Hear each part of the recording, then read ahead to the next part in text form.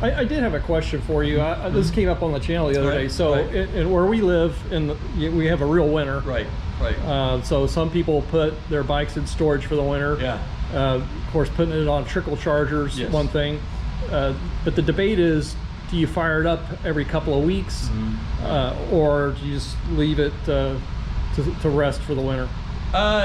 There's lots of ideas about storing. If you got it in a garage and it's somewhat heated, I wouldn't get too obsessed about how to store it, because around here in the Midwest that I've noticed is if you have it in the garage, it'll start right up. Just keep that trickle charger on. That's important. And I don't want just a trickle charger. I like these. You know, I'm a big fan of these, like the Ultimate.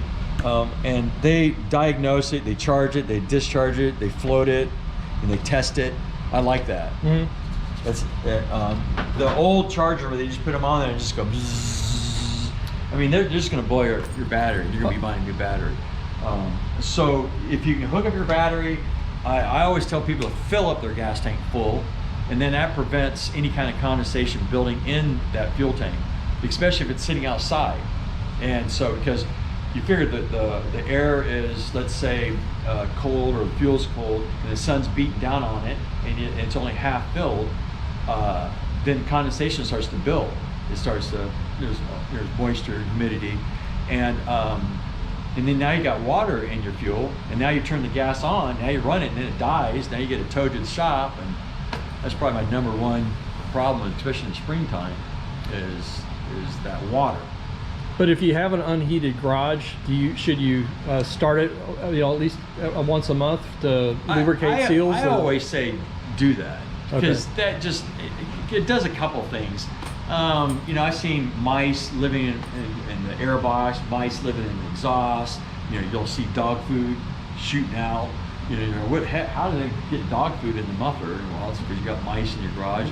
So I think it's nice to start things up, run them, get its juices going. You know, make sure everything's working. Things can happen over the winter. Fork seals can leak sometimes. Tires go flat. I think it's just better if you can start it and run it. Some people put stable in it. I think there's a misconception on stable. They think it mixes in the fuel. It actually puts a lid on the fuel, and it keeps the alcohol from evaporating. Oh, okay. So the way I try to explain it, the way I understand it in all my years, is that fuel goes through different stages as it deteriorates. The first step is that alcohol typically starts to evaporate, and that's where the stable will help keeping that from happening. But two, then it starts to turn yellow. It starts to have a smell to it, like varnish. And then once that fuel starts turning green, it actually becomes an acid, where if you put it on the inside of your arm, you can feel it burn. Really? And while if it's burning your skin like that, you can only imagine what it's doing to the O-rings and stuff inside the carburetor. And then last is where it just turns to powder. It's very difficult to get those to come back to life. I have, but it's harder. I would say drain the carburetors, leave the drain, always leave the drain open, turn the fuel off, fill the gas tank up, put the stable in if you want to, but you don't have to, in my opinion, and then keep the battery charged. I think those are basically the steps that I take.